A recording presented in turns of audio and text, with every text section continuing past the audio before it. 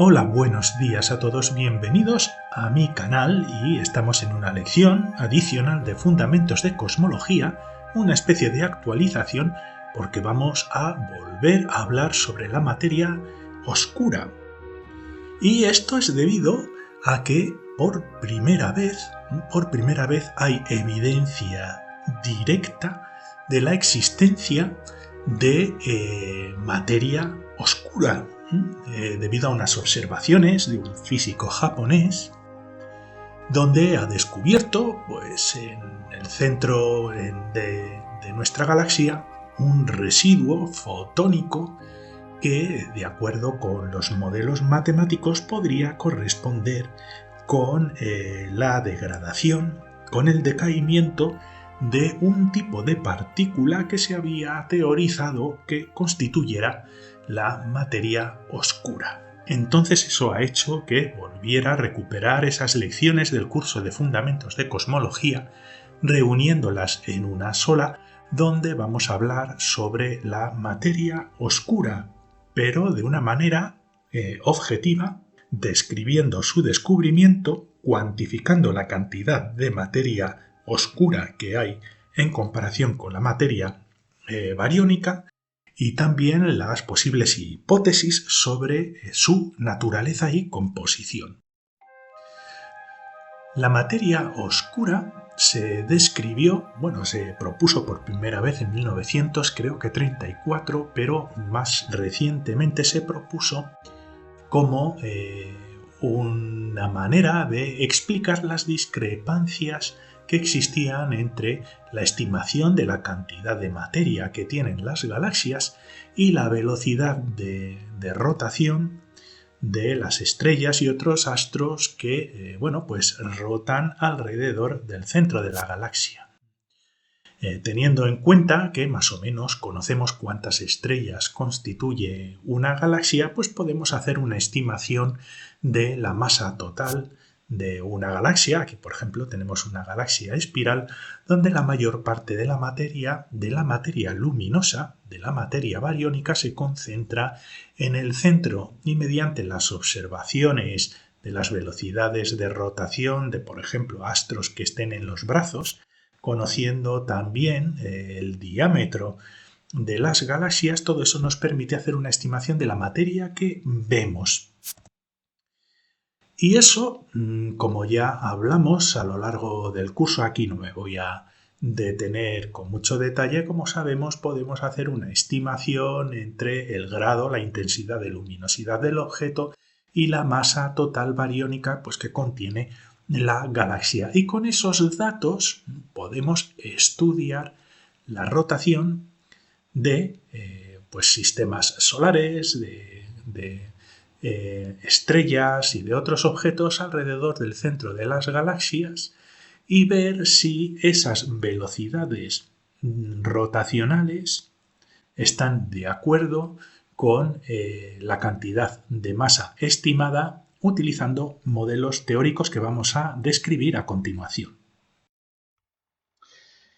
Pero claro, como ya os he dicho antes, pues las galaxias rotan. Esta es una animación de la galaxia de Andrómeda rotando, y aquí, la realidad es que casi toda la luminosidad se concentra en el centro. Entonces aquí tenemos casi toda la materia que tiene la galaxia y después podemos medir la velocidad de rotación que tienen los objetos, por ejemplo, fijarnos en una estrella que hay aquí y ver cómo se va moviendo y con qué velocidad rotacional se está moviendo una estrella que esté aquí. Y podemos medir la velocidad de rotación en función a la cercanía con el centro. Aquí tenemos el centro de nuestra galaxia, conocemos el radio de la galaxia y por lo tanto podemos también medir la velocidad orbital, pero conociendo una estimación aproximada de la materia concentrada en el centro y del radio que tiene la galaxia, además de medir esta velocidad orbital de los objetos que se están moviendo alrededor de la galaxia, podemos dar una estimación de la velocidad orbital de acuerdo a si tuviéramos la masa de la galaxia concentrada en el centro. Así que lo que podemos hacer es modelar la velocidad orbital de una estrella. Aquí tenemos una galaxia vista de perfil donde se ve un poquito más claramente donde está concentrada casi toda la materia de la galaxia. Entonces a esta zona vamos a llamar la materia luminosa a todo aquello que brilla de la galaxia, con lo cual podemos hacer una estimación más o menos certera de la masa. Y luego podemos fijarnos pues, en una estrella aquí que tenga una velocidad orbital alrededor del centro de la galaxia.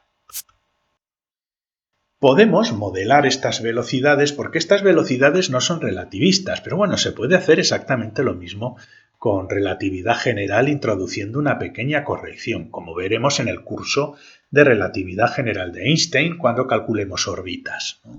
Esto es más o menos muy parecido al cálculo de una órbita de un planeta alrededor de una estrella, solo que aquí estamos haciendo alrededor del centro de la galaxia. Entonces tenemos una fuerza centrípeta que va a estar asociada a una velocidad orbital. Conocemos el radio, lo ponemos aquí en verdecito, y podemos aplicar la ecuación de newtoniana que nos sirve perfectamente para este ejemplo, no creáis que no. Y podemos decir que, bueno, la fuerza centrípeta frente a la cual está actuando la galaxia a esta estrella, la fuerza que está ejerciendo el centro de la galaxia a la estrella, considerando que la masa luminosa está concentrada en el centro de la galaxia, pues es igual a la ley de Newton, la constante de gravitación universal multiplicada la masa que nos está generando nuestro campo gravitatorio y multiplicando a la pequeña masa de la estrella que está aquí. Y todo esto pues dividido por r cuadrado, nuestro radio al cuadrado. Y esta fuerza de gravitación es lo que va a actuar como fuerza centrípeta sobre nuestra estrella que está orbitando alrededor de la galaxia. Bien, todo perfecto. Sustituimos esa fuerza, que va a ser igual a la masa por la aceleración, y sabéis que en un movimiento circular, uniforme y circular, hay una fuerza, hay una aceleración centrípeta que es igual a la velocidad al cuadrado que podemos medir del objeto que está orbitando dividido el radio de órbita. ¿De acuerdo? Entonces es muy sencillo. Esta parte de la izquierda es la masa de la estrella multiplicada su velocidad al cuadrado y dividido la distancia a la que se encuentra del centro de la galaxia. Sigue considerando que en el centro de la galaxia tenemos concentrada toda la masa de la galaxia. Y como veis vamos a poder hacer varias operaciones de simplificación, por ejemplo la masa o el radio. Pues vamos a operar a ver qué sale. Tenemos aquí nuestra fórmula y eliminamos las masas. Y tenemos ahora la velocidad orbital al cuadrado, que es una velocidad que va a depender del radio y tiene que ser igual a la constante de gravitación multiplicando la masa de la galaxia entre el radio al cuadrado. Simplificamos el radio y ahora nos queda esta expresión donde la velocidad de la galaxia al cuadrado es igual a g por la masa de la galaxia entre el radio y esto nos permite calcular, estimar cuál es la velocidad frente a la cual va a orbitar una estrella alrededor de la galaxia, conociendo la masa de la galaxia y la distancia de la estrella al centro de la galaxia. Es una fórmula bastante sencilla. Y lo que esperaríamos pues sería esto. Aquí tenemos un gráfico donde ponemos la velocidad en función de la distancia radial. Aquí tenemos la distancia cero. Evidentemente la velocidad va a ser mucho más alta cuanto más cerca estemos del centro de la galaxia. Pero llega un momento de distancia radial donde la velocidad decae muy rápidamente y nos queda pues de esta manera, ¿no? Nos decae rápidamente la velocidad orbital de la estrella o si queréis de un planeta. Esto sería lo esperado. Pero como ya os he dicho antes, se puede medir experimentalmente y en muchas galaxias la velocidad de los objetos que están orbitando alrededor del núcleo de la galaxia en función de la distancia radial y considerando los parámetros estimados de masa, pues debería seguir esta cinética. ¿Pero qué pasa? Estos son los resultados experimentales completamente al revés de lo esperado, donde hay un aumento de la velocidad conforme vamos aumentando la distancia radial y llega un momento en el que esa velocidad se hace constante independientemente de cuánto nos vayamos moviendo fuera, pero va creciendo esa velocidad. Pero bueno, en vez de tener esta dinámica, lo que hace es alcanzar un valor constante, donde ya no hay una dependencia con la distancia radial. Es justo la velocidad medida, es casi independiente. Esto de aquí lo podemos obviar, realmente las medidas comenzarían por aquí. Podemos considerar que la velocidad de los objetos que están orbitando alrededor de una galaxia tiene una velocidad orbital aproximadamente constante, cuando lo que esperaríamos sería una dinámica de este estilo. Entonces aquí tenemos un problema. Tenemos un problema porque ahora la velocidad es una constante y sin embargo esta ecuación no es una constante porque tiene una dependencia con el radio. ¿De acuerdo? Esta velocidad va a decrecer con el radio, no va a ser constante.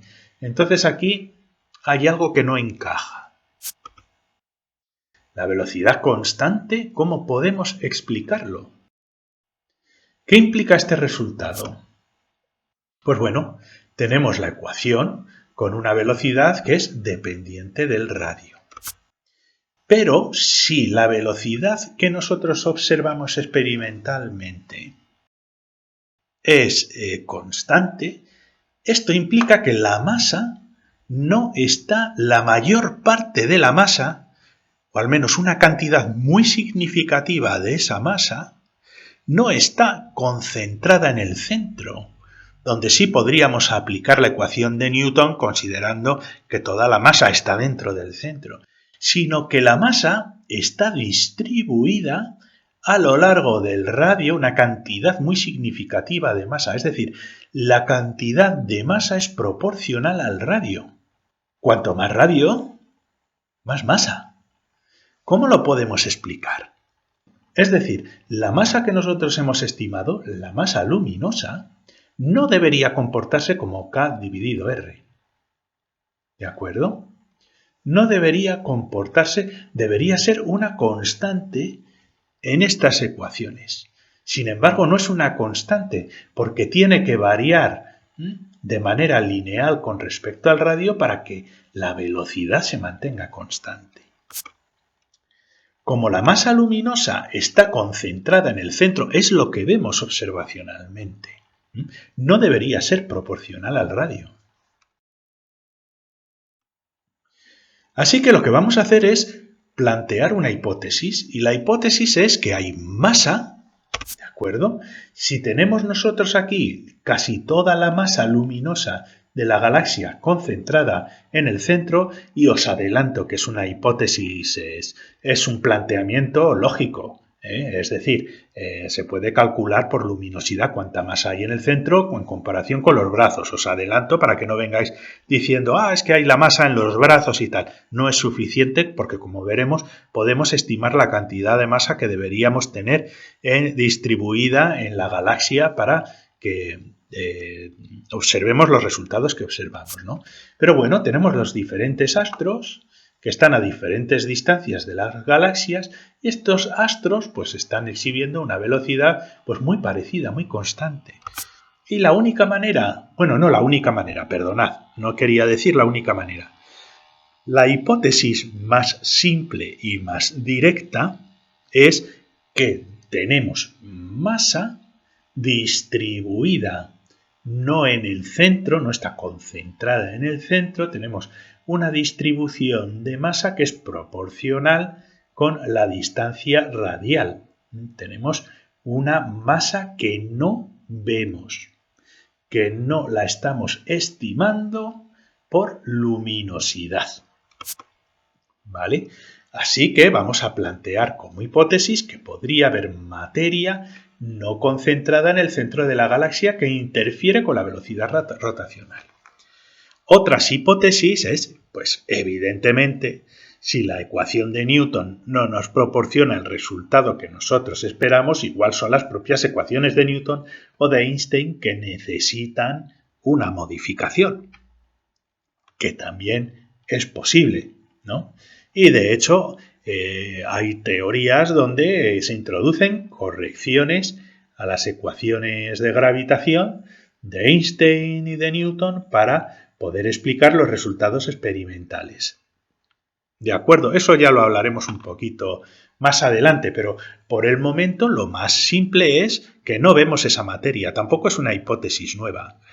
Dado que es una hipótesis que muchos físicos han ido sacando a lo largo del tiempo, y me refiero en el siglo XIX, ¿no? Que puede haber más materia de la que realmente observamos lumínicamente.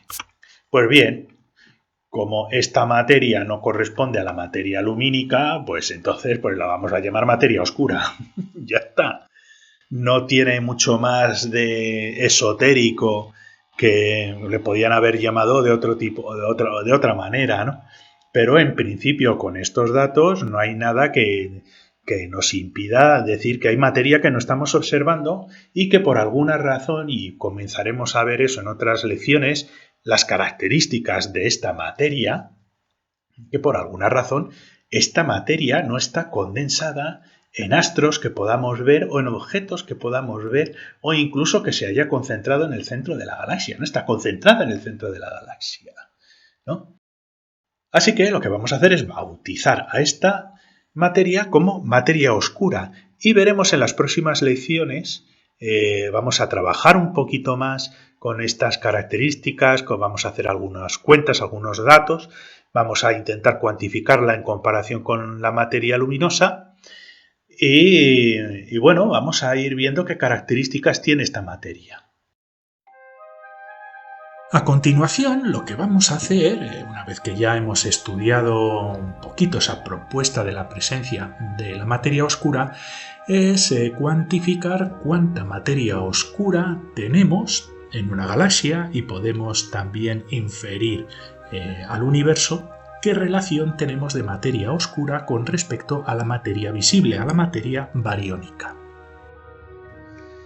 Así que, como recordamos de la lección anterior, aquí tenemos a una galaxia donde tenemos el centro que acumula casi toda la materia, ¿no? Y unos brazos que contienen relativamente poca materia en comparación con el centro. Y estudiamos la situación de la velocidad orbital, la velocidad radial de los brazos, de los objetos que se encuentran alrededor del centro e intentamos hacer un modelado matemático de la dinámica de esa velocidad. Para ello consideramos la masa de la galaxia como masa luminosa, que es la masa que observamos, y establecimos pues un valor v para la velocidad radial en la galaxia. Asumimos que la fuerza newtoniana se puede hacer con la relatividad general sin ningún problema, pero asumimos por simplificación que tenemos que la fuerza de gravitación newtoniana es la que proporciona esa velocidad radial con una fórmula muy conocida por todos vosotros y teniendo el dato del radio, pues podemos calcular esta velocidad como la raíz cuadrada de la constante de gravitación universal por la materia que suponemos concentrada en el centro de la galaxia y dividido la distancia radial desde el centro hasta el objeto que se está moviendo. Y esta es una fórmula que debería darnos una velocidad que varía con el radio, que va disminuyendo conforme nos vamos alejando del centro de la galaxia. Pero las estimaciones experimentales de la velocidad radial de los objetos alrededor del centro de las galaxias nos dio un resultado sorprendente, nos dio un resultado que esta velocidad realmente es bastante constante para todas las zonas de los brazos de la galaxia, bastante constante, cosa que no debería ser si atendemos a la ecuación de Newton normal y corriente, ¿no? Donde la velocidad no es una constante. Y obtuvimos este resultado sorprendente. Entonces, ¿cómo podemos aprovechar este resultado para intentar proporcionar una explicación a esta dinámica extraña en la velocidad de rotación de las galaxias? Pues bueno, lo que vamos a hacer, vamos a estudiar la distribución de la materia en el espacio, ¿de acuerdo? Y diréis, ¿cómo lo vamos a hacer? Pues es mucho más fácil de lo que pensáis. Tenemos nosotros nuestra fórmula donde nos relaciona la velocidad con el radio. Y como hemos hablado en la diapositiva anterior y tratamos con bastante detalle en la lección anterior, esta velocidad realmente, observacionalmente, es constante. Entonces vamos a tratarla como una magnitud constante que vamos a llamar K, una K de color rojo de constante. Entonces ya no tenemos una función de velocidad, sino que tenemos una función de la masa con respecto al radio, dado que esta K es constante. Y lo que vamos a hacer es despejar la masa, esta es la masa total que detectamos Esta es la masa, no la masa que detectamos, sino la masa que debería tener la galaxia considerando esta velocidad constante. Y vemos que despejando el radio aquí, ahora vamos a despejar la masa. La masa de la galaxia debería corresponder, teniendo en cuenta el dato experimental, al cuadrado de la velocidad que observamos, que es una constante, dividido la constante de gravitación universal y multiplicado por el radio. Esto tiene que ser así. La masa de la galaxia tiene que estar necesariamente distribuida de manera proporcional al radio de la distancia para que esta velocidad permanezca constante, cosa que ya comentamos en la lección pasada, aunque no llegamos a desarrollarlo hasta este punto. Entonces, esta es una fórmula muy, muy importante. Ahora disponemos de una relación lineal entre la materia galáctica y el radio, comprendido entre el centro de la galaxia y el objeto que se está moviendo. Y podemos calcular una tangente de manera experimental, y esta tangente va a ser igual a k cuadrado dividido g. Como conocemos la constante de gravitación, podemos estimar sin ningún problema esa velocidad constante asociada a las galaxias que observamos experimentalmente. Entonces, tenemos este dato experimental que nos está diciendo que hay algo que está fallando en este modelo, digamos, clásico de distribución de materia en una galaxia. Si consideramos también que la ecuación de gravitación de Newton o la relatividad general es correcta tal y como está formulada. Pues vamos a hacer unos pequeños cálculos. Esta es la masa de la galaxia calculada atendiendo a los datos experimentales, que como veis es proporcional al radio.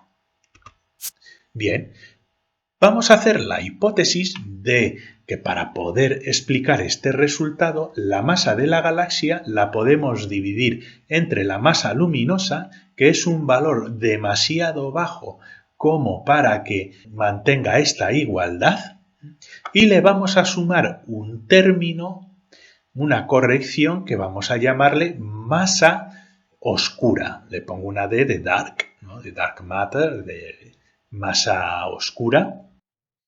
Y ahora lo que vamos a hacer es igualar la masa que sí que podemos detectar experimentalmente, tanto por luminosidad de la galaxia como por una estimación del número de las estrellas que contiene, y sumarle este término de corrección que tiene que ser igual a esa velocidad radial asociada a las galaxias, dividido g y multiplicando, por ejemplo, por la distancia radial de la galaxia. Si conocemos la materia luminosa, conocemos este dato, conocemos el radio de la galaxia, podemos estimar la corrección necesaria que tenemos que incluir de masa oscura que no vemos para que se cumpla la ley de Newton. Pues lo que hacemos es despejar la masa oscura y va a ser igual a k cuadrado dividido g multiplicado por el radio menos la masa luminosa que sí podemos detectar.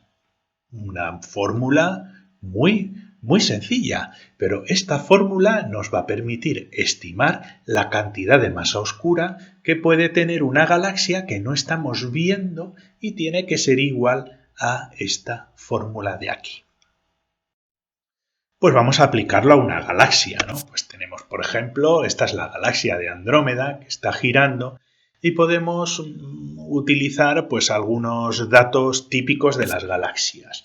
Podemos considerar una galaxia, la de Andrómeda tiene 10 a la 12 estrellas, como media suelen tener 10 a la 11, ¿no? 10 a las 12 estrellas y estas estrellas multiplicadas por la masa solar nos da una estimación de aproximadamente 10 a la 42 kilogramos de masa que observamos en nuestra galaxia. Esta es la masa que podemos determinar o estimar de manera experimental. Sabemos que esa velocidad radial pues está alrededor de los 300 kilómetros por segundo, algo más, algo menos, dependiendo de las galaxias. Y sabemos pues, que el diámetro de una galaxia típica pues, está comprendido entre los 100.000 y los 200.000 años luz. Aquí he puesto los 200.000 años luz, que es lo más cercano a una galaxia tipo Andrómeda, o creo que la Vía Láctea está por los 150.000 años luz. Entonces ya disponemos de todos los datos necesarios para introducirlos en nuestra fórmula. Es así de sencillo. La masa total luminosa que podemos calcular en base al número de estrellas o que observamos por luminosidad, la ponemos aquí. La velocidad hay que transformarla en metros por segundo, hay que elevarlo al cuadrado y se pone aquí. La constante de gravitación, pues sin ningún problema, se coloca aquí. Y aquí colocamos la distancia radial, que serían esos 100.000 años luz convertidos a segundos, la distancia, a metros, habría que convertirlo a metros, pues ponerlo aquí y ver qué resultado nos da en cuanto a la materia que no estamos viendo en esta galaxia. Ponemos los datos, pues 6 por 10 a la menos 11, 10 a la 11, 10 a 22, menos 10 a la 42 y entonces vamos a operar y aproximadamente, por hacer una aproximación, nos da que esta igualdad es 10 a la 43 menos 10 a la 42. Fijaos, hay mucha más masa oscura. Va a haber mucha más masa oscura, fijaos, que va a ser igual a 9 por 10 a la 42 kilogramos, 9 veces más, que la masa luminosa. Esto es un resultado absolutamente sorprendente, porque esto no es una pequeña corrección. Es como decir que esta galaxia tiene, además, otra cosa de más materia que la que vemos aquí, como 10 veces esta galaxia de materia que no estamos observando. Fijaos lo que significa eso. Tenemos aquí escondida como un fantasma 10 veces la materia que vemos aquí en esta galaxia, como 10 galaxias de este estilo, metidas en algún sitio de nuestra galaxia. Si comparamos la masa oscura frente a la luminosa, aquí tenemos nuestra galaxia de nuevo, pues la masa oscura entre la masa luminosa, 9 por 10 a la 42 entre 10 a la 42, yo sí sé que es 9, pero básicamente con los datos de otras galaxias, con datos que se han ido obteniendo con el tiempo, pues sabemos que hay más o menos de media 10 veces más masa oscura que masa luminosa. Y esta es una relación que se cumple también para el resto del universo, ¿no? Si nosotros vemos una parte de masa luminosa, hay 9 partes más de masa oscura. Entonces, claro, la pregunta es, ¿dónde está esa masa? ¿Dónde está? ¿Está concentrada en el centro? ¿Está aquí? ¿Dónde está esa masa? Y podéis pensar que es una pregunta muy difícil de contestar, pero realmente no es así. Es bastante sencilla contestarla, al menos de una manera teórica, al menos asumiendo que existe una masa que se comporta en cierta manera, de manera similar en cuanto a gravitación y a distribución a la masa luminosa. Pues vamos a ver cómo lo podemos hacer. ¿Cómo se distribuye? Aquí tenemos nuestra galaxia, es muy bonita esta galaxia. Y lo que vamos a hacer es calcular la densidad de materia luminosa que está concentrada prácticamente en el centro. Y entonces, aquí tenemos la densidad luminosa es igual a la masa luminosa que si observamos, pues entre el volumen. Y si tenemos aquí un diámetro o un radio o lo que sea, podemos calcular esa masa con respecto al volumen esférico, que es 4/3 pi radio al cubo, el 3 pasa arriba en el numerador, y esta es la densidad de materia que observamos. Y tal como nos lo podemos imaginar, la densidad de materia disminuye con el cubo de la distancia radial, es decir, va a estar concentrada mucho más en el centro, la densidad va a ser muy alta cuando nos acercamos al centro de la galaxia por esta división por R al cubo, y va a decrecer muy rápidamente conforme nos vayamos alejando del centro de la galaxia, con lo cual esta fórmula ya nos está indicando que más o menos sí que podemos considerar la galaxia teniendo casi toda la materia luminosa concentrada en el centro y con una densidad normal y corriente. Bueno, pues ahora vamos a calcular la densidad de materia total despreciando la contribución de la luminosa, porque total, al final la materia oscura es 10 veces la luminosa, entonces ni siquiera merece la pena descartar la materia luminosa para calcular la densidad de materia oscura. Si queréis lo podéis hacer, no merece la pena. Entonces lo que hacemos es, pues esta es la masa total, que va a ser una aproximación de la cantidad de masa oscura, que es igual a K cuadrado dividido G y multiplicado por el radio, y ahora calculamos la densidad. Y la densidad pues es igual que antes. La densidad de esta materia total, no solo la luminosa, sino todo lo que hemos observado experimentalmente, pues es igual a K cuadrado dividido G multiplicado por R y dividido de nuevo el volumen. Un volumen, vamos a hacer lo mismo, un volumen esférico, pues 4/3 de pi por el radio al cubo. Lo ponemos aquí y el 3 nos pasa al numerador. Pero aquí hay una diferencia, fijaos. La materia oscura es dependiente, es proporcional a la distancia radial. Y esto lo que hace es que se nos simplifique una R de este R al cubo con esta R de aquí. Y la densidad nos va a quedar igual a 3K cuadrado, 4πg, dividido R al cuadrado. Ya la densidad no varía con el cubo de la distancia radial, varía con el cuadrado de la distancia radial. Vamos a comparar ambas expresiones porque nos va a dar una manera muy bonita y gráfica de representar la distribución de la materia luminosa y la materia oscura. Aquí tenemos la densidad de materia luminosa, que es, como veis, inversamente proporcional al cubo de la distancia radial. Y aquí tenemos la densidad de materia oscura, que es inversamente proporcional al cuadrado de la distancia radial. Es muy diferente. Entonces podemos hacer un gráfico con la densidad de materia en función del radio. Y esta es la distribución de la densidad de la materia luminosa. La densidad es muy alta conforme nos vamos acercando al centro de la galaxia. Aquí ponemos el centro de la galaxia, hacia aquí vamos incrementando el radio y lo que hace es decae muy rápidamente conforme vamos incrementando el radio, decae con el cubo de la distancia radial de esta manera y se va a cero muy rápidamente. Pero la materia oscura es diferente. Volvemos a tener una densidad un poquito más alta cerca del centro, pero recordad que en esta expresión también nos está interviniendo la materia luminosa, no la hemos separado de manera pura, pero fijaos, va decreciendo esa densidad bastante más lentamente que la densidad de la materia luminosa. No se comporta igual. No tiende a concentrarse tanto en el centro, sino que está distribuida de una manera un poquito más homogéneamente en la estructura de la galaxia. Vamos a intentar verlo de una manera más visual.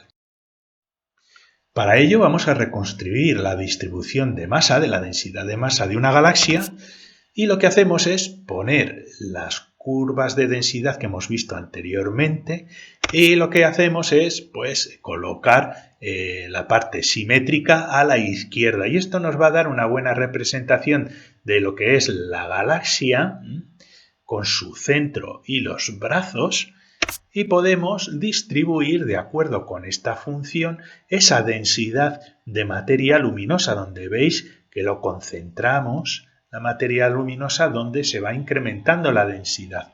Esta zona es la que contiene la mayor parte de la densidad de materia luminosa y después aquí obtendríamos pues lo que es la masa de los brazos, que es una cantidad que está de acuerdo con las observaciones, ¿no? Es bastante menor conforme nos vamos alejando y nos da este perfil de galaxia tan bonito.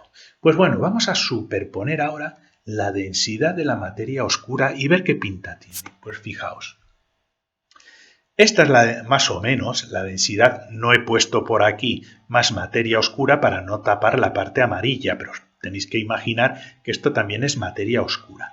Hay 10 veces por cada aro que veis aquí de color amarillo, hay 10 aros de materia oscura, más o menos. Entonces os podéis imaginar la cantidad de materia oscura que tiene esta galaxia, pero su densidad va decayendo muy lentamente con el tiempo. Aquí lo he exagerado un poquito, debían ser unos brazos bastante más gordos, porque lo que sucede es que la materia oscura va a estar encerrando a nuestra galaxia dentro de una especie de, digamos, capullo pseudoesférico, ¿no? Un capullo más o menos pseudoesférico con muchísima materia, ya que la distribución es en un volumen muchísimo más amplio que el de la galaxia en sí, de la materia luminosa, la que podemos ver de la galaxia en sí. Y esto es un resultado sorprendente, porque esto es una corrección demasiado importante como para poder despreciarla. Y aquí tenemos que hacer dos cosas.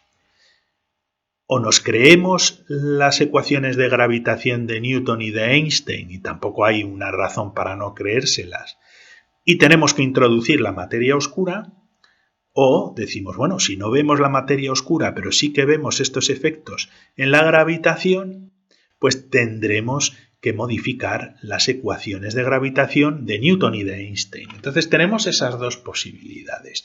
Luego ya hay que ver experimentalmente si hay evidencia de materia oscura que no pueda explicarse con una corrección de las ecuaciones de Newton o de Einstein. Esta corrección influye muchísimo en la evolución cósmica, pero muchísimo. Esta es la ecuación FRW, donde ponemos aquí, como ya vimos en todas las lecciones anteriores, este es el cuadrado de la función de Hubble, que es básicamente la derivada en el tiempo del factor de escala con respecto al propio factor de escala, y esto nos da la dinámica de cómo crece el universo, y es igual a 8 tercios de pi g, y multiplicado por la densidad de materia y energía. Esto es la ecuación de Einstein, la solución FRW. Por lo tanto, aquí las ecuaciones de Einstein no distinguen. La energía es energía y la masa es energía. Por lo tanto, aquí metemos todo. Pero esta densidad total de energía la podemos separar ahora en tres fuentes. Tenemos la densidad de energía de radiación fotónica, por eso ponemos un gamma en el subíndice de la densidad ρ, más la densidad de energía de materia ordinaria, más la densidad de energía oscura. Y como sabemos que la densidad oscura es 10 veces superior a la densidad de masa ordinaria, en la evolución cósmica la densidad de materia oscura influye de manera determinante en la dinámica de expansión, más bien de expansión, de contrarrestar la expansión del universo, tal como vimos en las primeras lecciones, ¿no? La cantidad de masa hace una fuerza gravitatoria que va en contra de esa expansión del espacio, ¿no? Pero ya veis, es muy importante el poder determinar las contribuciones de las densidades de energía de cada fuente, para entender cómo funciona nuestro modelo de universo. Así que en las lecciones anteriores primero definimos el universo dominado exclusivamente por materia luminosa, después pasamos al universo dominado por radiación, considerando la mezcla de los dos, y ahora hemos tenido que introducir una nueva corrección con una densidad de materia oscura de la cual por el momento no sabemos nada. Bueno, una vez que ya hemos estudiado esos modelos donde introducimos materia oscura como una forma de corregir las velocidades de rotación de los objetos alrededor del centro de las galaxias, también hemos cuantificado teóricamente cuánta materia oscura tenemos en relación con la materia bariónica. Ahora lo que vamos a hacer es hablar un poquito de la naturaleza de la materia oscura y relacionarlo también al final de este vídeo, de esta lección, con esos datos experimentales obtenidos por este físico japonés. Bueno, pues vamos a comenzar este tema contrastando el comportamiento de la materia normal y corriente, de la materia bariónica, y la vamos a comparar con las supuestas partículas de materia oscura. Y una de las primeras cosas, una de las primeras diferencias, es que la materia normal y corriente, la materia bariónica, exhibe rozamiento. Es decir, ejerce gravitación porque tiene masa, pero también son objetos, entre comillas, sólidos, como todos vosotros sabéis, como estas rocas, que, bueno, pues chocan entre ellas, exhiben rozamientos y, debido a las fuerzas de atracción y a ese rozamiento y a esas colisiones, pues lo que puede suceder es que colapsa, como veremos aquí. Las rocas se acercan hacia el centro de masas, van chocando y son capaces de colapsar y formar objetos, ¿no? Pues como la formación de planetas o estrellas o grupos de asteroides, etc. Forma estructuras sólidas por repulsión electrostática. Al final, lo que hace que nosotros nos choquemos con otros materiales sólidos, con otra materia bariónica, pues son esas fuerzas de repulsión, muchas veces de naturaleza electrostática, a veces de naturaleza hidrofóbica, que sucede pues simplemente pues cuando nos acercamos demasiado a un objeto. Y esas fuerzas de repulsión hace que estos objetos, por ejemplo, pues no colapsen, a no ser que tengan tanta masa que se genere un agujero negro, ¿no? Pero que, bueno, pues haya un equilibrio entre la fuerza de atracción gravitatoria de cada elemento y la fuerza de repulsión que mantiene la estructura de estos objetos que clásicamente llamamos sólidos. ¿Qué es lo que sucede si tenemos una fuente de luz? Pues tenemos aquí un sol, por ejemplo, que está emitiendo luz y nosotros pues estamos observando aquí, como el ojo de Mordor, ¿no?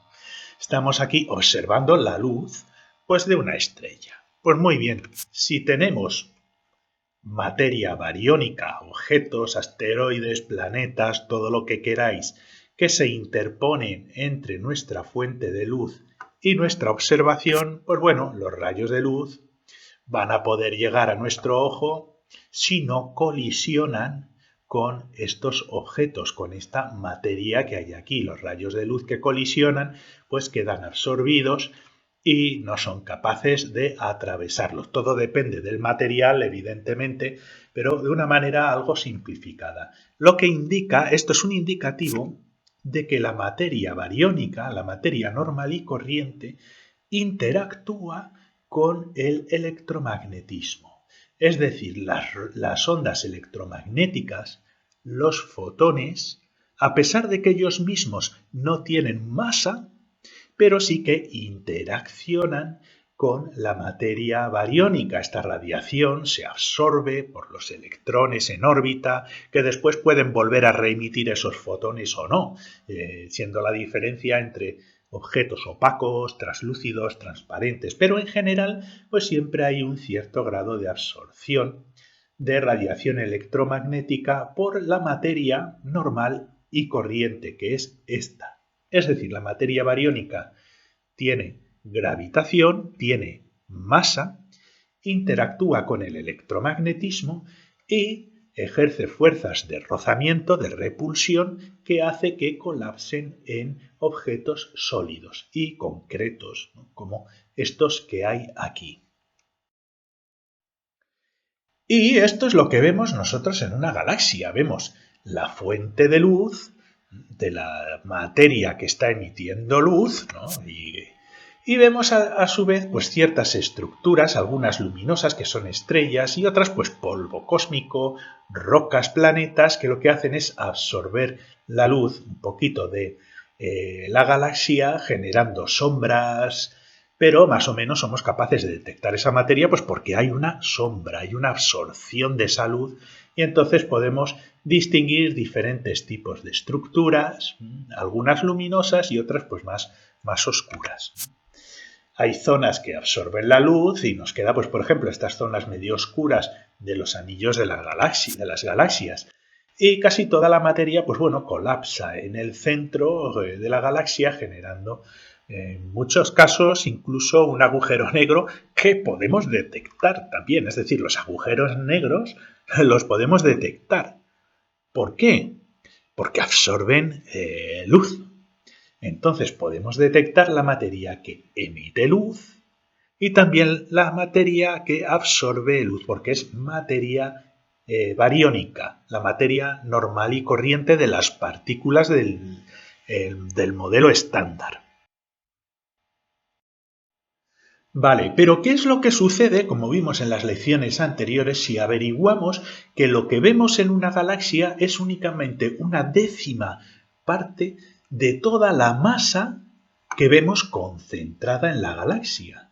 No podemos explicar la cantidad de masa, los efectos gravitatorios asociados a una galaxia, solo teniendo en cuenta la masa que vemos o la masa que estimamos que absorbe la luz, ¿no?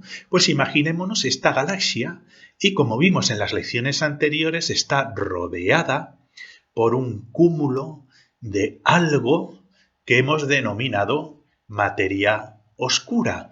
Pero claro, si tenemos esta situación, este modelo, y toda esta materia oscura está rodeando la materia luminosa, aquí tenemos un problema. La materia oscura debería ocultar la luz de la galaxia siempre y cuando la materia oscura fuera capaz de interaccionar con la radiación electromagnética. La materia oscura, por lo tanto, lo que podemos decir con los datos que hemos obtenido de una manera tan sencilla en las lecciones anteriores, que la materia oscura pues no interaccionaría con la radiación electromagnética, siempre y cuando asumamos la existencia de esta materia oscura. Entonces tendríamos a nuestro Sol aquí, tendríamos aquí a nuestro ojo de Mordor y podemos poner una barrera hecha de materia oscura, de partículas de materia oscura, sean lo que sean. Pero estas partículas, a pesar de poseer masa, no interaccionan con la radiación electromagnética, son transparentes. Podríamos asociarlo a un tipo de materia transparente donde permite la transmisión de la radiación electromagnética. No, tampoco sería excesivamente raro, pero lo que es raro es que no absorban en absoluto a pesar de tener tanta materia, de ser algo posiblemente muy denso. Y tenemos que comenzar a olvidar la idea de asociar la masa con la solidez. La masa es una propiedad que tienen los objetos de interaccionar en un campo gravitatorio. ¿De acuerdo? Ya está, no tiene nada que ver con que una cosa sea sólida o no, o absorba la luz ultravioleta, el electromagnetismo o no, la solidez o no, viene dada por las interacciones de tipo electrostático o interacciones hidrofóbicas entre los objetos. O sea, no tiene nada que ver. La masa es una propiedad diferente, pero claro, tendemos a asociarla, la cosa muy pesada, con una cosa dura, ¿no? Y compacta. ¿Cómo explicamos que esta masa oscura se distribuye de una manera más o menos homogénea en una zona amplia de espacio? Porque, claro, si tiene masa, debería tender a colapsar en un centro de masas si está distribuida en una zona del espacio. Pero eso no es lo que vemos. Vemos que esta masa oscura está rodeando a la masa galáctica, digamos así, que la masa galáctica sí que condensa en objetos concretos. Sin embargo, la masa oscura está distribuida homogéneamente, tiene masa, pero podríamos preguntarnos bien, ¿por qué esta partícula de materia oscura que está aquí no va atraída hacia el centro, hacia el propio centro de masas? Y la respuesta es que sí, unas supuestas partículas de materia oscura deberían, tampoco lo voy a asegurar, pero deberían atraerse hacia el centro de masas y en teoría podrían llegar a acumularse en el centro de masas de un objeto, pero veremos que esto no es posible si tienen otra propiedad que vamos a asignar a las partículas de materia oscura. Fijaos, esto es lo que sucede, o lo que se piensa que sucede. Como las partículas de materia oscura no interaccionan electrostáticamente y no muestran fricción, pueden atravesar cualquier objeto independientemente de la masa que tengan. ¿Y qué sucede si pueden atravesar cualquier cosa, si son como partículas fantasmas? Pues podemos fijarnos en una partícula de materia oscura como esta y como tiene gravitación, pues intenta ir al centro de gravedad, al centro de masas que tiene aquí y que podemos calcular en esta distribución de masa oscura. Pero bueno, la partícula va por aquí, llega al centro de masas y lo que hace es, como no hay nada que la frene, atraviesa el centro de masas, alcanza una velocidad terminal y después la gravitación hace que vuelva otra vez hacia el centro de masas. Como no hay nada que la frena, sale por aquí, con una velocidad, vuelve a ser atraída por la gravedad del centro de masas y va fluctuando. Cada partícula que vemos aquí van fluctuando como un oscilador. ¿De acuerdo?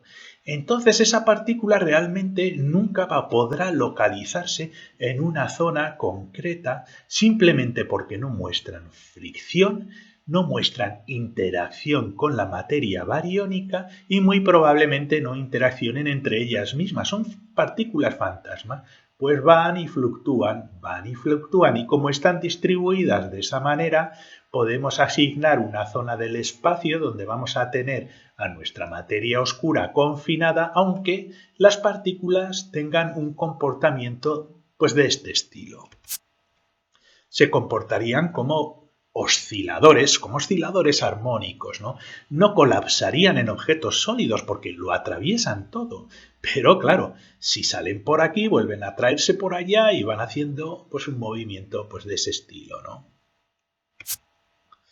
Este comportamiento implica que estas partículas, tienen que tener una baja velocidad. ¿Por qué? Porque si estamos hablando de partículas con velocidades cercanas a la de la luz, por mucha masa que tengan y muy pesadas que tengan, no podrían escapar de la fuerza de atracción gravitatoria que ejercen ellas mismas. O sea, si esto va a la velocidad de la luz, se sale fuera y no volvería otra vez a la zona donde está distribuida, porque se escaparía. Entonces se cree que esta masa oscura exhibe una baja, vamos a decirlo así, una baja velocidad, y a este tipo de materia oscura se le llama materia oscura fría, cold dark matter, que como vosotros sabéis, forma parte del modelo estándar cosmológico LCDM, Lambda Cold Dark Matter.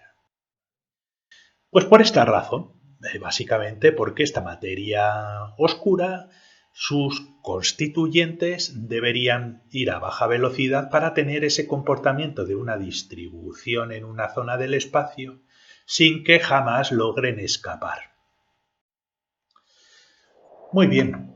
De todos modos, como permanecen, como vemos aquí, unos diversos grupos de materia oscura permanecen distribuidos en una zona amplia del espacio, sí que se piensa que son importantes para actuar como moldes para la formación de las galaxias y otros objetos de materia bariónica, como por ejemplo tenemos aquí pues todos estos objetos que como tienen masa se van a sentir atraídos por el centro de masas gravitatorio de esta distribución de materia oscura que es mucho mayor que la materia bariónica.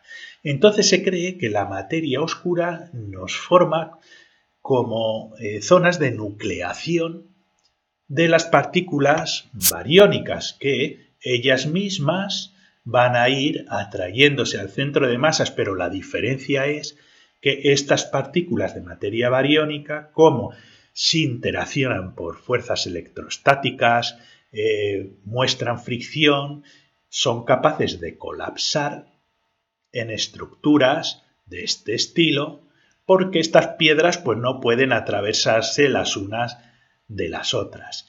Y nos queda una asociación de la materia bariónica en el centro aproximado de la distribución de materia oscura. Y la materia oscura pues le da igual, sigue más o menos, sí que siente atracción por esta materia que hay aquí, pero esta partícula podría ir hacia el centro, adquirir velocidad, atravesarlo todo porque no interacciona con la materia ordinaria y volver otra vez por la atracción gravitatoria hacia atrás y así constantemente. Es decir, la materia oscura muy difícilmente va a escapar de una zona amplia de espacio y por eso se distribuye, como vimos en las lecciones anteriores en la galaxia.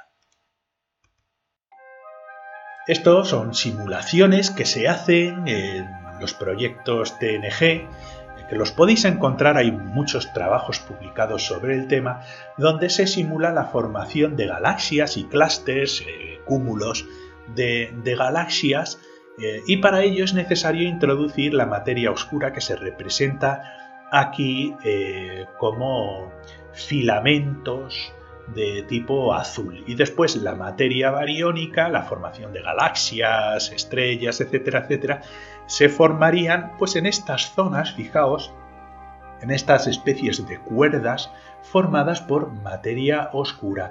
Y este es un modelo que se utiliza mucho en la evolución del universo, en por qué vemos macroestructuras a niveles cosmológicos que se distribuyen pues como una maraña, como lo que se llama distribución cáustica. La distribución cáustica es, por ejemplo, cuando, no sé si os gusta bucear, ¿no? Pues cuando nos metemos o vemos el fondo de una piscina, vemos los reflejos de los rayos del sol en el fondo de la piscina como zonas más iluminadas que otras debido a que la radiación electromagnética, la luz, al atravesar el agua y con el movimiento del agua, pues tiene zonas donde tiene una interferencia positiva, otras negativas, y te dan zonas pues de este estilo. Eso es lo que se llama distribución cáustica, es un fenómeno óptico.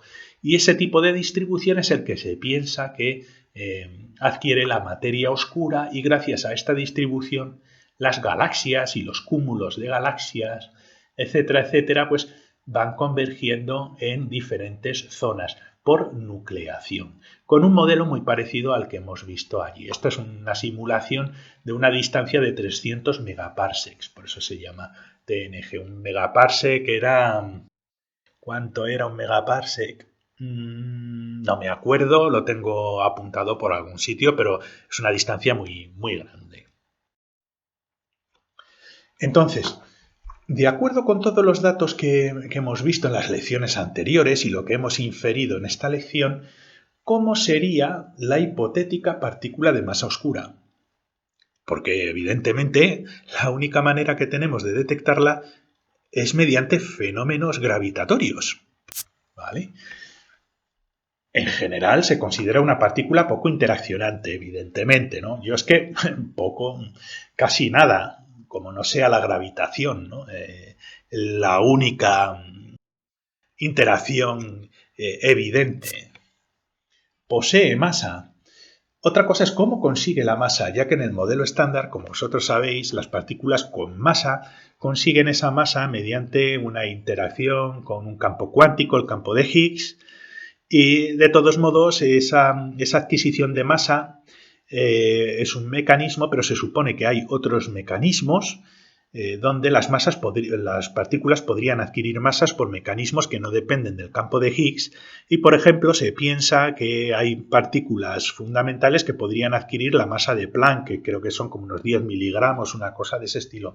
Entonces, no es poco razonable pensar que las partículas de masa oscura, de materia oscura, poseen un tipo de masa no por interacción con el campo de Higgs. Lo que se espera, esto es lo que esperan por cálculos teóricos, es que estas partículas tienen una masa. Las masas de las partículas se suelen dar en electronvoltios, en unidades de energía. Al final, en relatividad es prácticamente lo mismo. Se supone que tienen pues aproximadamente en el rango de los 100 gigaelectronvoltios, ¿de acuerdo?, de masa. Un protón, para que os hagáis una idea, es aproximadamente 1000 megaelectronvoltios, con lo cual una partícula de masa oscura pues sería como tener 100 átomos de hidrógeno en una partícula. O sea, es una partícula muy pesada. Es una partícula pesada.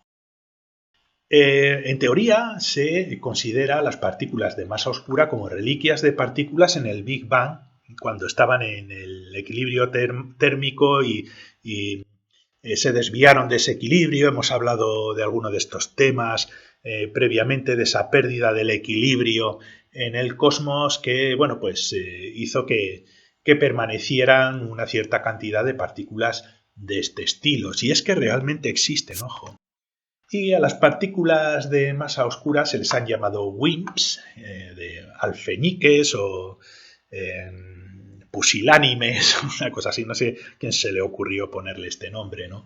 O debiluchos, una cosa de ese estilo, y se les llama partículas masivas poco interaccionantes, Weakly Interacting Massive Particles, o WIMPs. Son partículas teóricas, ¿de acuerdo? También hay otros investigadores teóricos pues, que han propuesto otros tipos de estructuras, más que de partículas, de estructuras, que podrían suplir a la masa oscura, como por ejemplo las partículas macho. Lo han utilizado, supongo, como estas eran WIMP, a las otras las llaman machos. Pues bueno, en fin, hay de todo en este mundo. Visto lo visto, es un auténtico misterio y la única manera que tenemos de detectarlas aparentemente es por su gravitación, aunque hay detectores que se han hecho para detectarlas por una posible interacción con los nucleones de los núcleos de los átomos, pero bueno, yo no estoy muy convencido. A favor de la existencia de masa oscura, pues hay mucha evidencia, de verdad, mucha evidencia. Yo creo que los físicos teóricos más o menos serios no descartan, creo que sí que aceptan la existencia de la masa oscura, aunque se puede modificar las teorías de gravitación de Newton y de Einstein para acomodar correcciones a la gravitación que no necesiten de la materia oscura. Sin embargo, el descubrimiento de ciertos fenómenos, como por ejemplo los cúmulos como el cúmulo de Bala, el Ballet Cluster, que no es el único ejemplo, hay muchísimos que se distribuyen de la misma manera, ahora lo vamos a explicar con detalle, pues han hecho que se descarten muchos escenarios donde se modifican las ecuaciones de gravitación, para que lo tengáis en cuenta. Pues bueno, os voy a explicar un poquito el ejemplo este que es muy famoso, de dos clústeres, dos cúmulos de galaxias. Aquí todo esto son galaxias, ¿vale? Aquí hay un cúmulo de galaxia y aquí al fondo pues hay otro cúmulo de galaxia que en un momento relativamente cercano, astronómicamente hablando, colisionaron, ¿de acuerdo? Colisionaron. Y cuando la materia bariónica colisiona, la materia normal y corriente colisiona, lo que sucede es que se calienta y emite rayos X. Entonces, esta parte de rojito es una zona caliente de materia ordinaria que es, digamos, la marca de la colisión de los dos clústeres, ¿vale? Entonces tenemos un clúster aquí y tenemos otro clúster aquí que tiene pues una forma de bala, esta materia que sí que está emitiendo, porque está caliente, esos rayos X después de la colisión. Y luego aquí en azulito está mapeada la materia oscura. La materia oscura en forma de gravitación. Y esta gravitación se mide, se estima, debido a los efectos de lentes gravitacionales asociados a estos clústeres. Cuando se ven estos clústeres se intentan utilizar para poder utilizarlos como lentes gravitatorias y ver cosas que están pues mucho más lejos. Es muy probable que la duplicación de estas dos estrellas o galaxias que haya por aquí y alguna que haya por aquí, de estos dobletes que vemos aquí al lado, este y este, por ejemplo, o este y este, sean resultado de esas lentes asociadas a estos dos clústeres, donde vemos el objeto magnificado y duplicado en lo que se llaman pues los anillos de Einstein, ¿no? Es un fenómeno óptico. Entonces en azulito vemos la distribución de la materia de la gravitación que está asociada mayormente a la materia oscura del clúster, no a las pequeñas galaxias que vemos por aquí.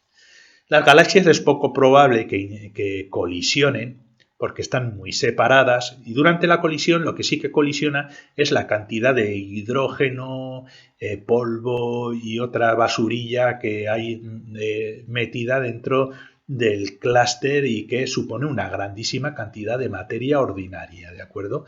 Pero fijaos que apenas hay gravitación aquí un poquito asociada a esta materia ordinaria que durante el choque se ha separado de esta materia oscura, ¿vale? De esta materia azul. Ha habido una separación entre la materia roja y la materia azul. Y esto es indicativo de que la materia azul y la materia roja interaccionan de forma diferente.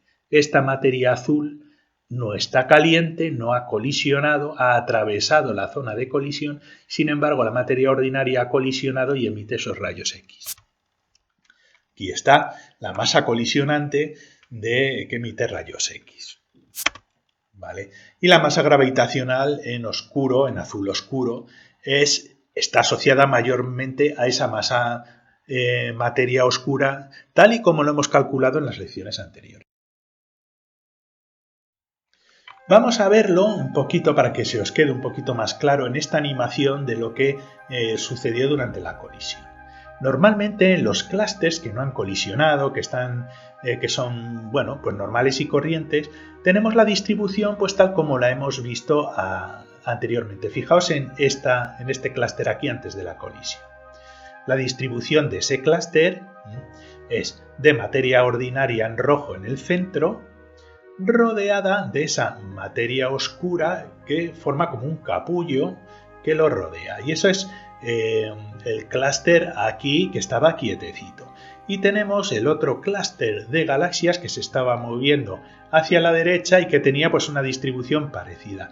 Mucha materia ordinaria en el centro y una envuelta en azulito de materia oscura, ¿no? Que tendríamos pues así. Aquí tenemos una de este que aquí y este que se está moviendo y que lo atraviesa pues estaría de esta manera.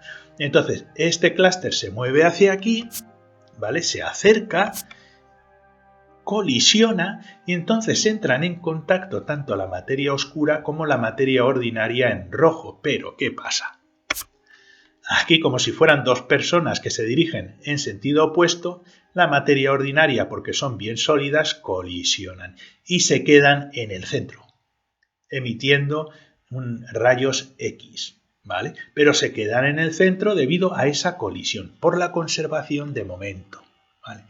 Pero ¿qué le pasa a la materia oscura? La materia oscura le da igual. Entonces la materia oscura de un clúster ha salido disparada hacia la derecha, la materia oscura del otro clúster ha salido disparado hacia la izquierda y obtenemos la distribución de la galaxia Bullet final como lo hemos visto en la diapositiva anterior y como aparece aquí justo en este momento.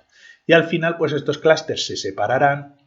La materia ordinaria acabará pegándose a la materia oscura que hay aquí y tanto en un clúster como en el otro, ¿no? Y al final tenemos una separación de la materia ordinaria en el centro caliente de la materia oscura, fría, poco interaccionante, que lo atraviesa todo porque es como un fantasma, donde lo único que detectamos es la gravitación. Si veis que es muy bonita esta animación. También con las lentes gravitacionales, como os he enseñado anteriormente, ¿no? Pues tenemos unos clústeres y con esos clústeres pues podemos ver aquí las duplicaciones y triplicaciones en el anillo de Einstein, ese efecto de lente gravitatoria. Y sucede esa lente gravitatoria porque, bueno, como la materia oscura no interfiere con las trayectorias de los rayos de luz, pues podemos ver como si tuviéramos una lente. Igual que verlo a través de una lente transparente, ¿no? Pues vemos esos efectos magnificadores y también nos duplican las cosas de las lentes gravitatorias asociadas a, pues eso, a los clústeres, sobre todo a los clústeres, a los cúmulos de galaxias que tienen suficiente masa oscura, y eso calculado, no es que se haga ahí a ojo, se calcula, ¿no? Para ver si corresponde con este efecto de lente gravitatoria. Las conclusiones, pues bueno, incorporando la masa oscura en nuestro modelo FRW ya tenemos un modelo de Cold Dark Matter, ¿no? del universo. Este tipo de materia pues no interacciona con el electromagnetismo, no presenta fricción y bueno, pues está la pregunta si las partículas WIMPs existen o no. Bueno, después de haber hablado sobre la materia oscura, en esta nueva sección, también otra de las lecciones que dimos en el curso de Fundamentos de Cosmología, pues vamos a hablar también de otras opciones que ha habido hasta la fecha para explicar esas desviaciones de la gravitación que se atribuyen a la materia oscura, y aunque la evidencia que hemos conocido recientemente parece indicar que la materia oscura realmente existe, yo creo que merece la pena tratar aquellas teorías de gravitación modificada, gravitación newtoniana modificada.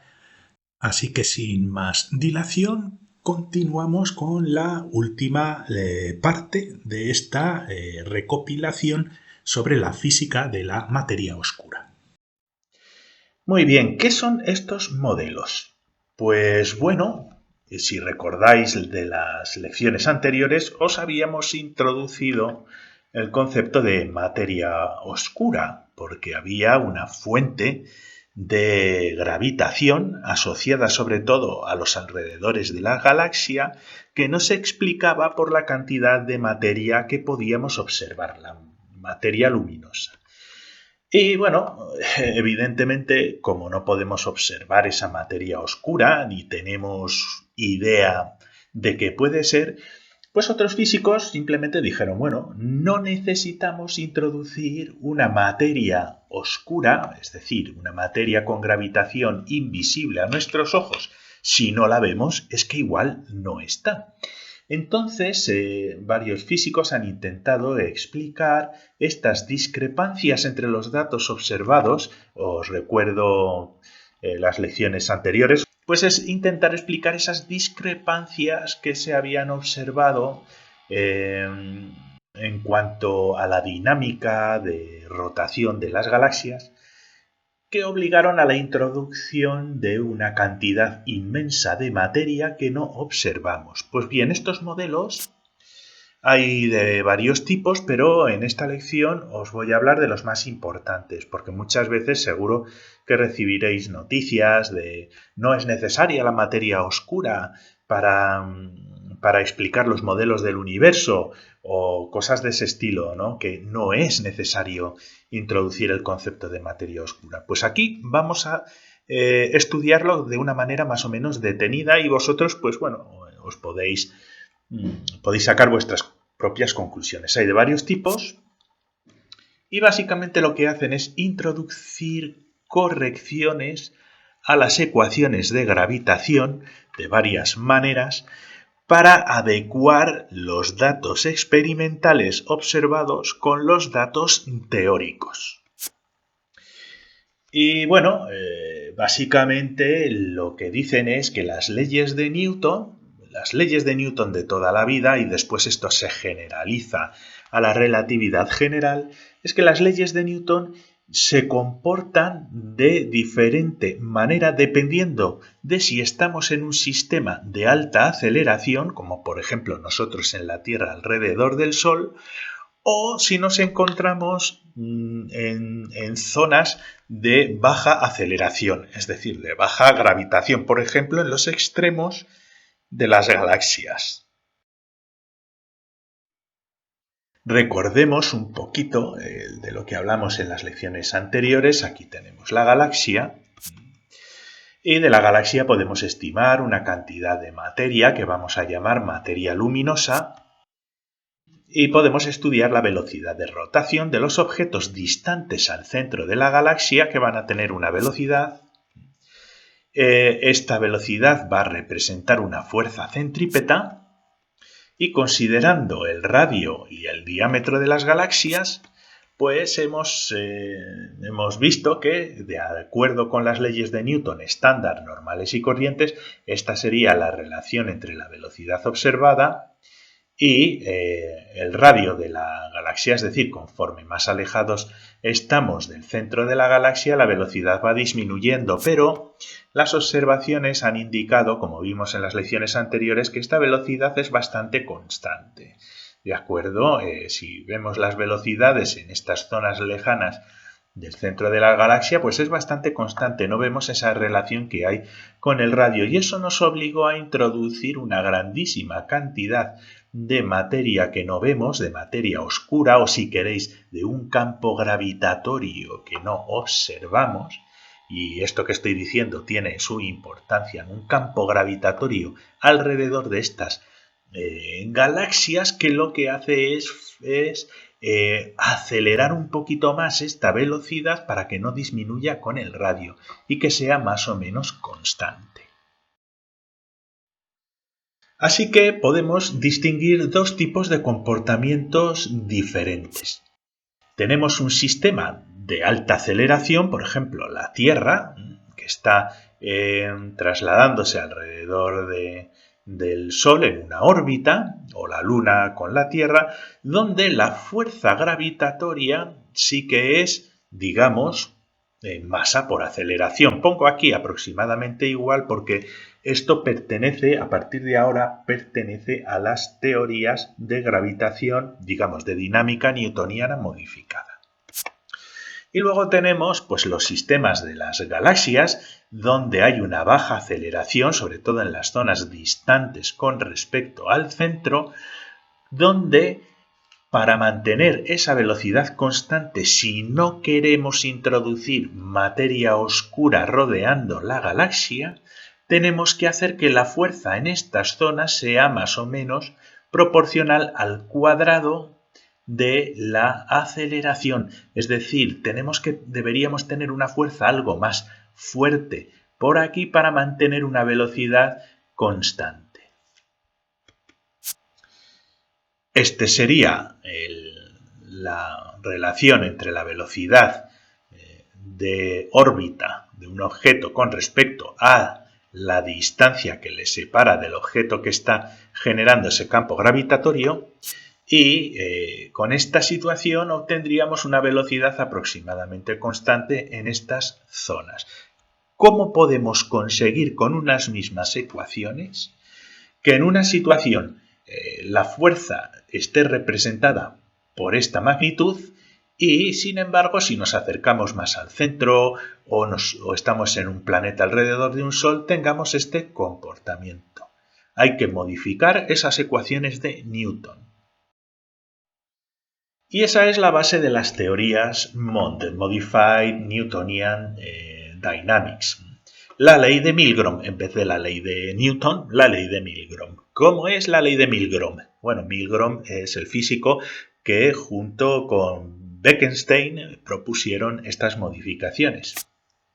Pues básicamente esta es la ley de Newton, masa por aceleración, y lo que tenemos que hacer es introducir una simple corrección en forma de una función de interpolación. básicamente introducir una función aquí. Y esta función es una función que nos va a controlar cómo se comporta la fuerza dependiendo del sistema en el que nos encontremos. Si es un sistema de alta aceleración o es un sistema de baja aceleración. ¿Y veis dónde está, entre comillas, el problema de esta formulación? Que si bien a la hora de introducir la materia oscura, ese factor, esa función está metida dentro de la masa, donde tenemos una masa luminosa y una masa oscura, aquí introducimos una función de interpolación sin que haya una justificación teórica fundamental. Simplemente queremos adecuar lo observado a la teoría.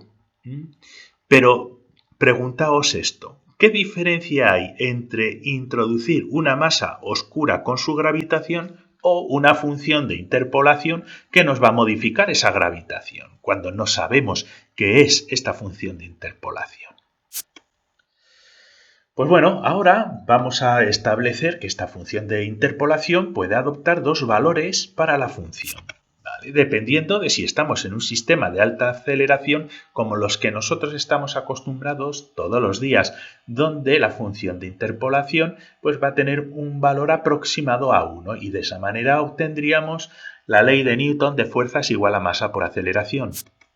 Y podemos tener otro sistema de baja aceleración, como por ejemplo en las zonas alejadas de las galaxias, donde esa función de interpolación podría adoptar, por ejemplo, esto es una proposición, un valor que es igual a la aceleración dividido una constante a sub 0 que tenemos que determinar empíricamente para que nos sirva en esta situación y en esta situación, de tal manera que la fuerza ahora es igual a una masa por aceleración al cuadrado y dividido una constante que tenemos que, digamos, una constante para afinar los datos experimentales. Y de esa manera podríamos tener una situación donde, dependiendo del valor de a sub 0, esto puede ser masa por aceleración al cuadrado, o si a sub 0 se aproxima a la aceleración en la que nos estamos encontrando, pues recuperemos nuestra fórmula original. ¿Veis? Todo depende ahora del valor de esta constante a sub 0 para que nos encontremos aquí o nos encontremos aquí. Vale, pues bueno, ahora nos aparece una nueva constante en la función de interpolación. Y bueno, pues esa constante lo podemos asemejar a esto o, por ejemplo, podríamos haber introducido masa oscura, ¿no? ¿Veis a lo que me refiero? No nos resuelve el problema, no es que no necesitemos una masa oscura, sino que quitamos la masa oscura y necesitamos una función de interpolación. Vamos a estudiar el caso si a sub 0 se aproxima a A. ¿Vale? Si se aproxima a A, ya veis que aquí es A cuadrado entre A y obtendríamos la fuerza newtoniana normal y corriente. La nueva constante de esta manera nos separa las dos situaciones modificando la aceleración efectiva. Esto lo podemos considerar como una aceleración efectiva. Si A sub 0 se aproxima a A, tenemos esta relación. Si no se aproxima a A, tenemos fuerzas igual a masa por aceleración al cuadrado. ¿Veis? Todo depende del valor, de este valor. Bien, esto nos genera una fuerza de gravitación variable. Tenemos aquí nuestra nueva ley de Milgrom, masa por una aceleración efectiva, ¿veis? Podemos considerar esto como una aceleración efectiva modificada, ¿vale? Y bueno, pues esta es la fuerza de gravitación newtoniana normal y corriente, donde tenemos la constante de gravitación universal, la masa del objeto, pues yo qué sé, del centro de la galaxia, de un objeto que esté rotando y la distancia que lo separa al cuadrado. Pues muy bien, igualemos ambas. Esta masa con esta aceleración efectiva y fijaos, esta masa se nos va con esta masa y nos queda la aceleración efectiva igual a esta cantidad. Pero podemos hacer un truco. Podemos pasar nuestra función de interpolación ahora aquí al denominador y no tenemos realmente que modificar las leyes de Newton per se. Por ejemplo, la fuerza seguiría siendo masa por aceleración, pero en el caso específico de la fuerza gravitatoria, en vez de ser inversamente proporcional al cuadrado de la distancia, ahora es inversamente proporcional a una distancia al cuadrado efectiva que está modificada por una función. En el caso de la materia oscura, esta función contendría la masa oscura que nos modifica nuestra relación. ¿Veis? Realmente tampoco nos resuelve 100% el problema porque sí, modificamos las ecuaciones, pero tenemos que introducir una función de la cual no tenemos ni idea de dónde viene. Es una corrección que metemos experimentalmente, pero no sabemos de dónde procede. Y así, sin necesidad de modificar las leyes de Newton, podríamos considerar que hay un caso especial con la fuerza de gravitación por modificación de esa distancia al cuadrado por nuestra función de interpolación. ¿Vale? Y ya tendríamos la fuerza gravitatoria que en vez de ser la clásica, pues adquiere esta forma. Distancia efectiva modificada. Apliquemos la ley de Mond a una órbita circular. Por ejemplo, tenemos aquí nuestra galaxia con la masa luminosa, la velocidad distal, la fuerza centrípeta, la distancia r. Y entonces ahora tenemos esta expresión. En vez de la fuerza centrípeta, pues sería igual a la masa por la aceleración al cuadrado dividido esta constante. Bien, pues lo ponemos aquí, masa, aceleración cuadrado dividido la constante gm dividido la distancia al cuadrado. Bien, lo que hacemos es pasar esta constante al numerador y nos queda esta expresión aquí. Esto que tenemos aquí sería la aceleración, esta vez la aceleración normal y corriente, pero al cuadrado. ¿Y cuál es la aceleración centrípeta? Pues es la velocidad al cuadrado dividido la distancia r. Y todo esto, evidentemente, al cuadrado. Y fijaos, sería igual a al g m a sub 0 dividido r al cuadrado. ¿Habéis visto? Lo único que hemos hecho es, si antes en la gravedad newtoniana esto es igual a masa por la aceleración, aquí no tendríamos una aceleración al cuadrado. ¿Lo veis? Hemos sustituido esa aceleración elevado a exponente 1 por una expresión que contiene una aceleración al cuadrado dividida por esta constante. La constante nos queda aquí y aquí nos queda esa aceleración al cuadrado, que es una aceleración centrípeta normal y corriente, donde es v cuadrado r cuadrado. Pero fijaos qué diferencia hay. Al elevar al cuadrado aquí, esto nos va a quedar una velocidad a la cuarta y aquí un radio al cuadrado, que se nos va a simplificar con este radio al cuadrado ahí. ¿De acuerdo? Lo hacemos de esta manera. Este radio al cuadrado se nos va y ya nos desaparece la dependencia del radio. Y esta vez la velocidad orbital de esas estructuras alejadas de la galaxia a la cuarta potencia es igual a gm por una constante que tenemos que determinar de manera experimental. Pero esto es constante, no tiene dependencia ya del radio.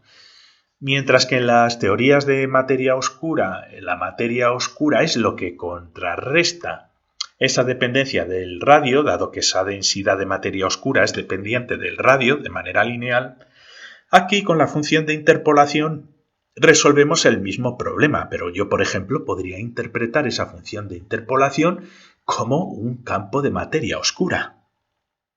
La función que representa esa densidad de materia oscura, ¿no? Así que la velocidad es la raíz cuarta de una constante y normalmente con las observaciones experimentales la constante a sub 0 para que se nos cumpla una relación que equivalga con lo observado, pues es de alrededor de 1,2 por 10 elevado a menos 10 metros por segundo al cuadrado, que si veis es una aceleración bajísima, muy baja.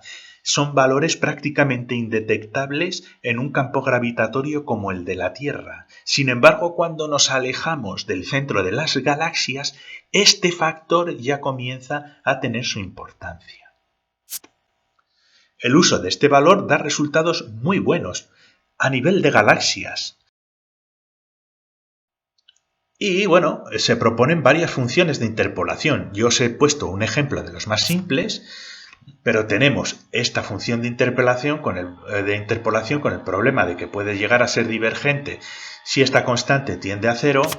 Y tenemos esta otra que es de las más utilizadas, donde es la inversa de 1 más a sub 0 dividido a, y que funciona muy bien, dado que funciona en sistemas donde a sub 0 puede despreciarse o sistemas donde a sub 0 pueda equivaler a o acercarse al valor de la aceleración, ¿no? Y entonces nos daría, por ejemplo, pues un medio, ¿no? Entonces tenemos diferentes funciones de interpolación. Tampoco quiero perder mucho el tiempo con esto, no es que sea una pérdida de tiempo, es un buen ejercicio, ¿no? Pero primero no nos resuelve el problema, tenemos que explicar de dónde viene esta función de interpolación, y segundo, si introducimos esta función de esta manera, nos va a generar incluso otro problema más de consistencia de la propia teoría Mond. ¿Vale? Esta de aquí es la fórmula que se utiliza, de acuerdo, con la raíz cuadrada de 1 más a sub 0 dividido a. Esta es una de las que más se utilizan. Y el gran problema es esa consistencia, esa falta de consistencia de la propia teoría Mond. ¿Por qué? Porque al introducir una función que es dependiente de la aceleración en esta fuerza, esta función es dependiente de la aceleración, también puede ser una función dependiente del tiempo, ¿vale?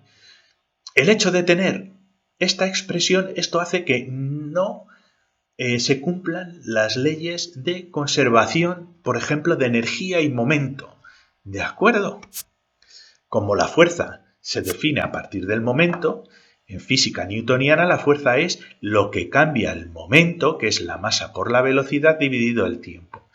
Y es una definición pues bastante lógica, ¿no? De fuerza. El fuerza es lo que cambia la velocidad dividido el tiempo, independientemente de si es una fuerza gravitatoria, una fuerza inercial, etcétera, etcétera, porque se igualan ambas situaciones.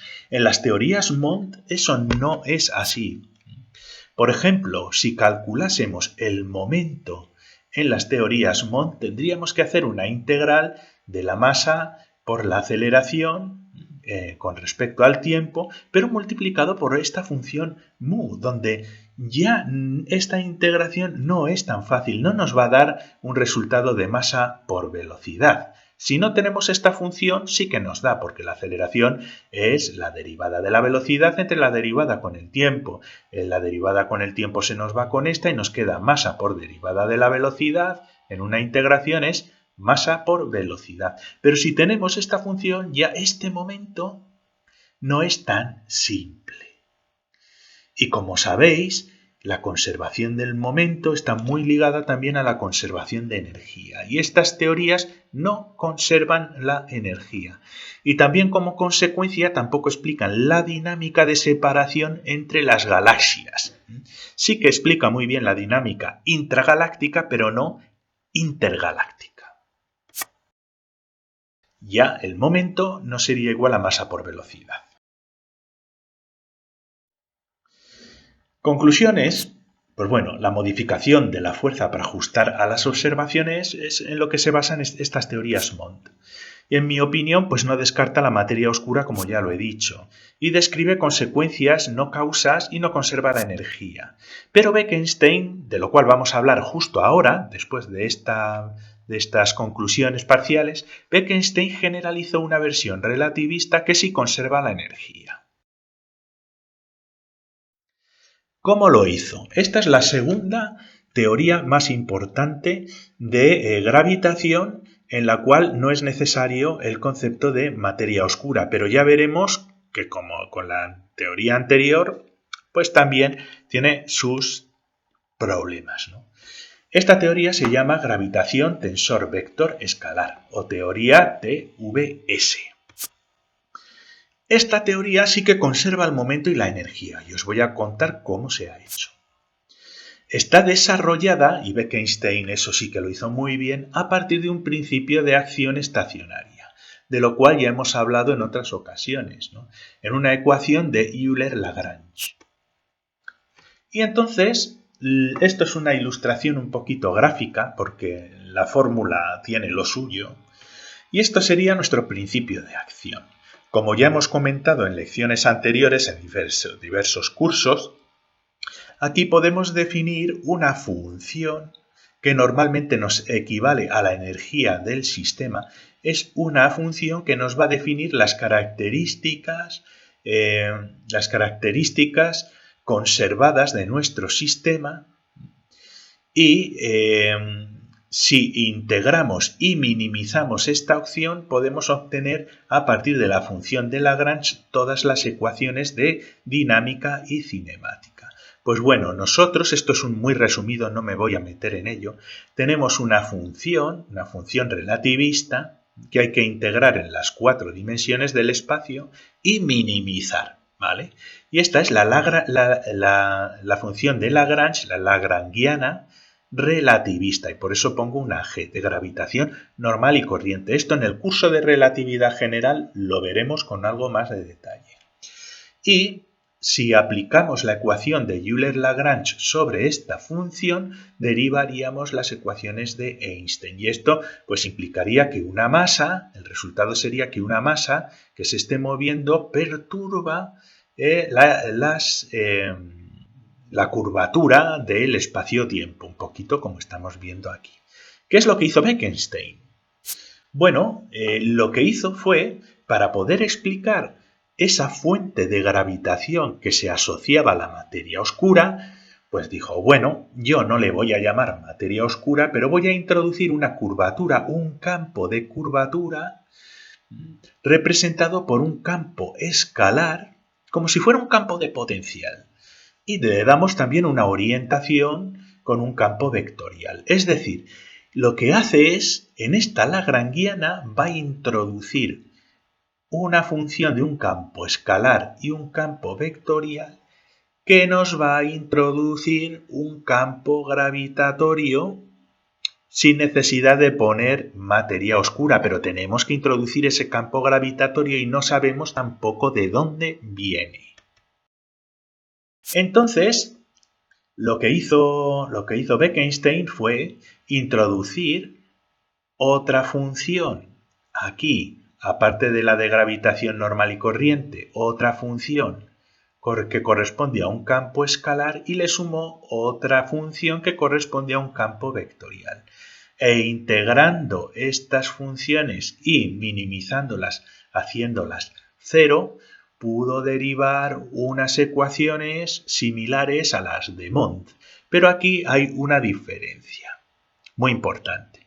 Si nosotros partimos de funciones de Lagrange que son invariantes a los cambios de coordenadas, todas las ecuaciones que derivemos aplicando la ecuación de Euler-Lagrange a partir de las funciones lagrangianas van a conservar la energía. Y esa es la diferencia de la teoría anterior. Entonces aquí lo que tenemos es, aparte de la gravitación normal, pues si tenemos una galaxia, aquí en verdecito podemos ver el efecto que tiene no ya la gravitación de nuestra galaxia, sino la gravitación asociada a un campo escalar y un campo vectorial que nos simula la presencia de materia oscura sin llamarla materia oscura, porque volvemos a lo mismo.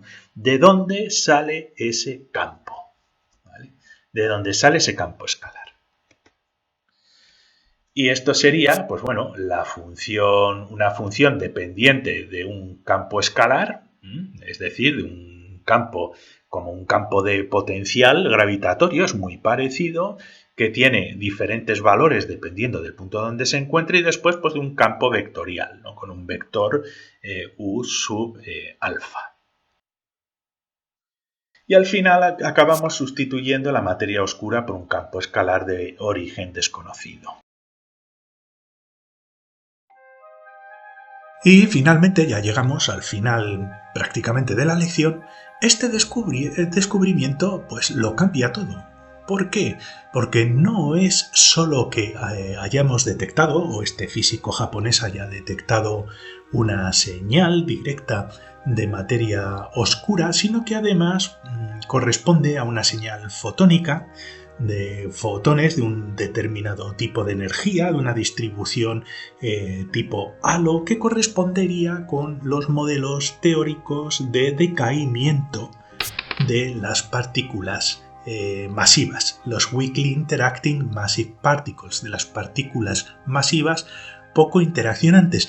Entonces este descubrimiento lo cambia todo. Ya sé que en el curso de Fundamentos de Cosmología también hemos dado lecciones sobre la física newtoniana modificada, que se modificó precisamente para no introducir la materia oscura.